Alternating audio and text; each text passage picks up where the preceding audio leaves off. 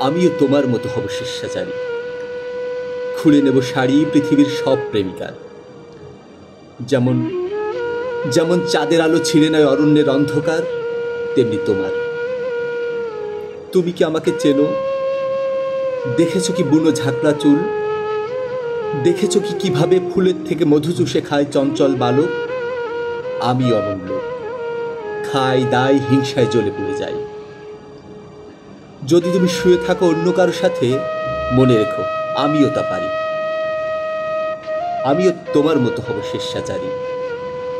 তবে এইটুকু যবে, যেদিন খুলবো আমি যতটুকু ডোর, একটি মিছিল শুধু চলমান হবে সেই দিকে, যেদিকে খনিত এক নতুন কবর।